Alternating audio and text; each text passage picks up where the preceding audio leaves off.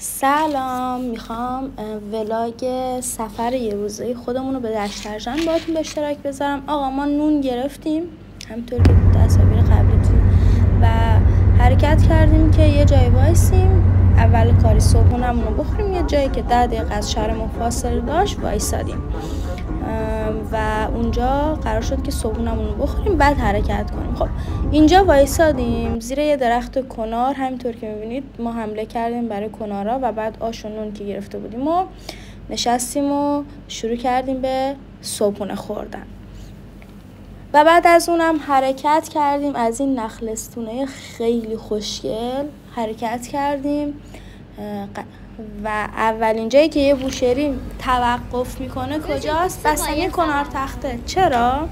چون زیارت آدم قبول نیست، اصلا مسافرت آدم قبول نیست اگه وای نسته کنار تخته و بستنی نگیره. صفش هم خیلی طولانی بود، شلوغ بود و ما دیگه بستنی سفارش دادیم که یکم زودتر کارمون راه بیفته. خلاصه همونطور که منتظر بودیم این آقا هم برامون ویولون میزد و ویولون حالا یا هر چیزی که خودتون میگید و من اومدم بهش پول دادم و نفهمیدم و یه زیاد داده بودم، بعداً فهمیدم. بستنیامون هم رسید. بفرمایید بستنی کنار تخته خیلی خوشمزه است.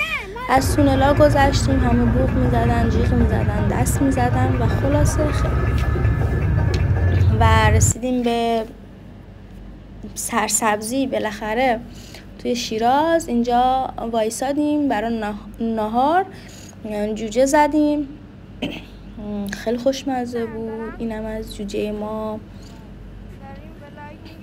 آقا شما تو همه کلیپ های من محمد مهدی رو میبینید، یعنی کل این یه روز رو شما ایشون رو میبینید و ما رو همراه می‌کنید. من سالاد شیرازی درست کردم، تو کاسه کردم مشخص، ولی اینقدر خوشمزه بود این سالاد شیرازی که اصلا نگم. و زیباترین مقصد، ببین چقدر قشنگه، انگار تو فیلمه. آسمون آبی، زمین سبز، درختای خوشگل و خیلیا که از 2-3 روز قبل اینجا چادر زده بودن و برای 13 بدر اومده بودن اینجا. واقعا یه منظره خیلی قشنگ بود.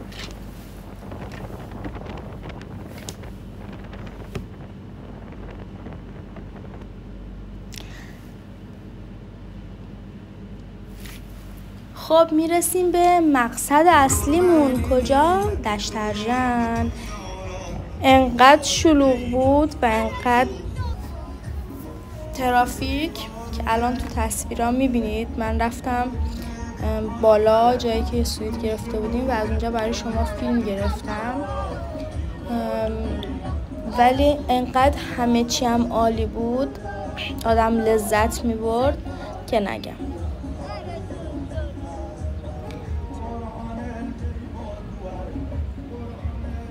دارین میبینید که چقدر شلوغه.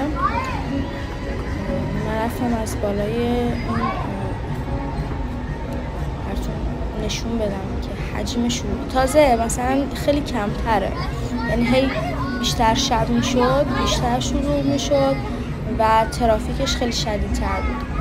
خلاص این آب خنکایی که دارین میبینین از این شیرامیات واقعا خیلی خنک بودن و آدم هی دوست داشت بره زیرشون به صورتش بزنه و اینا. بوغا رو گذاشتن زیرش، این بوغای محلی خیلی خوشمزه. همه هر قدم مثلا یکی وایساده بود داشت سرعت درست میکرد. منبع خوشمزجات هستش دشترجن، یعنی فقط آدم باید بیاد بخوره و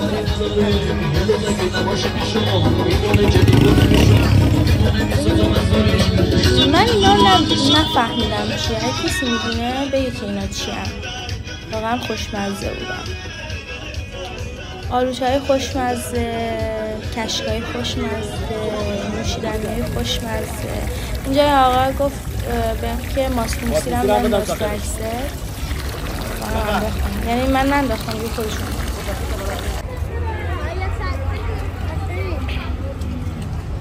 خیلی شلوغ بود، نمیشد درست عکس گرفت و من دلم نمیخواست آدما بیفتن به دلیل اینکه شاید دوست نداشته باشه. آقا رسیدیم یه باغ خیلی، یه آلاچیق خیلی خوب، یه باغ بود، حالت باغ مانند داشت و آب کنار آلاچیق رد میشد و یه فضای خیلی خوشگلی داشت. ببینید مثلا توی آلاچیق رو گذاشتیم، آب رد میشد، خیلی قشنگ بود. دیگه زنده داشتن. ما اومدیم بپرسیم که میشه شب اینجا موند.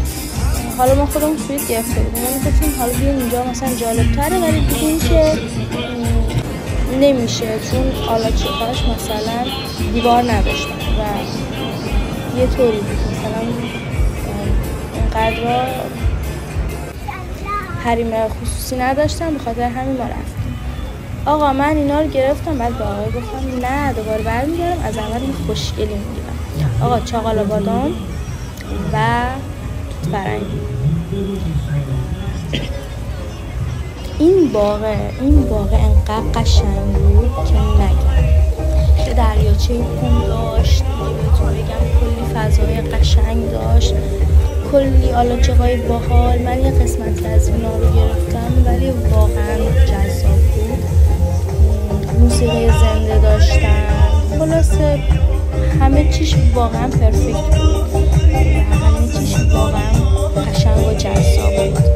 اون پردازی یا اون گلکاری ها خیلی مثلا همینجا میدونید ساعت ها وایسی به این منظره بگم خیرشی، واقعا خیلی خوب بود.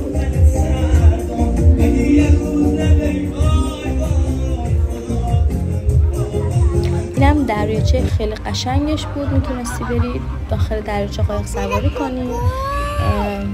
به این کوه هستن، نمیدونم چی هم، فکرم کوه دیگه. به اینا مثلا اردک یا کوه نمیدونم، شبیه اردک که نیست، بهشون غذا بدی و ببینیشون. اینجا هم برای من بالاشون رو باز کردن و مرسی ازشون، خیلی خوشگل بودن.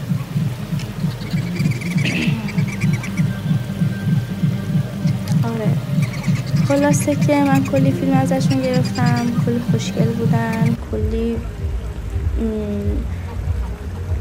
حس و حال خوبی داشتن.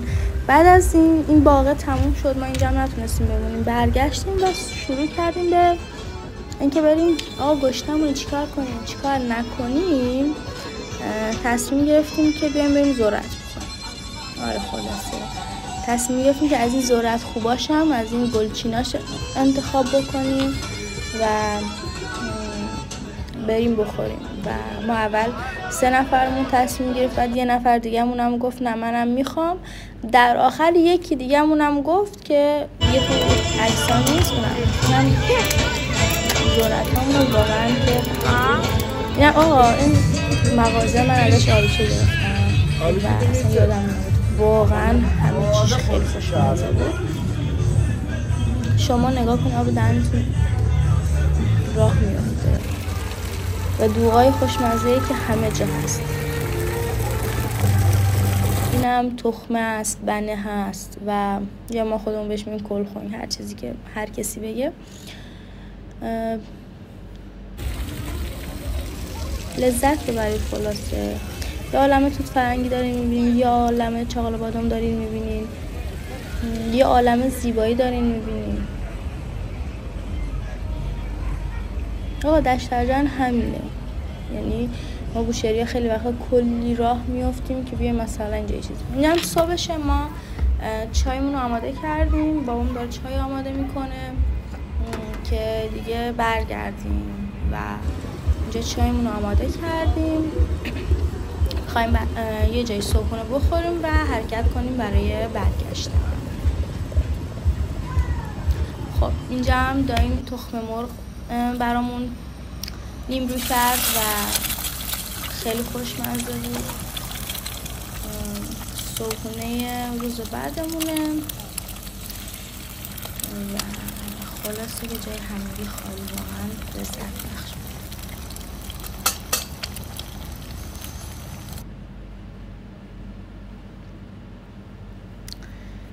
و اینم از مسیر برگشت. همونطور که دارین زیبایی میبینید، زیبایی و زیبایی.